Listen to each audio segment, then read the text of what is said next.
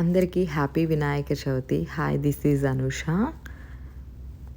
నేను ఈరోజు వినాయక చవితి కోసము పూర్ణాలు అండ్ పులిహోర చేశాను. అవి ఎలా చేద్దామో చూద్దాము. పూర్ణాల కోసం ఫస్ట్ 1 కప్పు చనాదాలు తీసుకొని ఒక 1 అవర్ 2 అవర్స్ సోక్ చేసి తర్వాత మనము వాటిని బాయిల్ చేసి పెట్టుకోవాలి. ఇప్పుడు ఒక ప్యాన్ తీసుకొని అందులో 1 కప్పు జాగరి వేసుకోవాలి. 1 కప్పు చనాదాలకి 1 కప్పు జాగరి సరిపోతుంది. స్వీట్ తినేవాళ్ళు ఇంకొంచెం జాగరి వేసుకోవచ్చు. 1 కప్పు జాగరి వేసుకొని అందులో 1/2 గ్లాసు వాటర్ పోసుకొని జాగరి మొత్తం మెల్ట్ అయిన తర్వాత ముందు ప్రిపేర్ చేసుకున్న చనాదాలు మొత్తం అందులో వేసి బాగా మిక్స్ చేసుకోవాలి. ఒక 15 to 20 మినిట్స్కి మనకి ఆ చనాదాల పేస్ట్ మొత్తం కొంచెం బాల్స్ చేసుకునే అంతవరకు దగ్గరకు వచ్చేలాగా ఉంచాలి. ఇలా కొంచెం దగ్గరకు వచ్చాక దాంట్లో ఒక 2 స్పూన్స్ అలా గీ వేసుకున్నామంటే ఎడ్జెస్ అంతా స్టిక్ ఆన్ అవ్వకుండా మనకి చక్కగా వస్తుంది.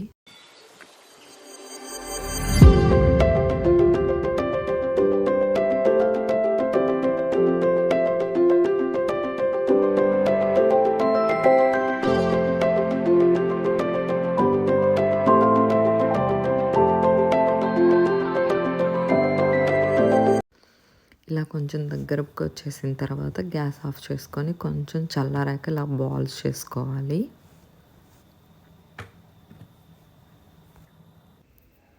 ఇలా అన్ని బాల్స్ ప్రిపేర్ చేసుకున్న తర్వాత గ్యాస్ పైన ఆయిల్ పెట్టేసుకొని మనం ముందుగానే దోశ బ్యాటరీ ప్రిపేర్ చేసి పెట్టుకోవాలి. ఇంట్లో దోశ బ్యాటరీ ఇలా కొంచెం తీసుకొని ఆ బాల్స్ని దోశ బ్యాటరీలో డిప్ చేసి కొంచెం డీప్ ఫ్రై చేసేసుకుంటే సరిపోతుంది.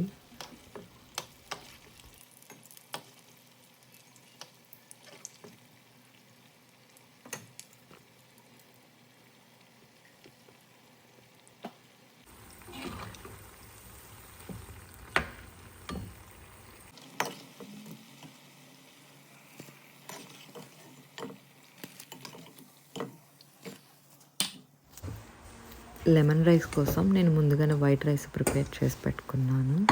అది కొంచెం బౌల్లోకి సపరేట్గా తీసుకొని అందులోకి ఒక 2 లెమన్స్ అండ్ కొంచెం సాల్ట్ యాడ్ చేసేసి పెట్టేసుకోవాలి.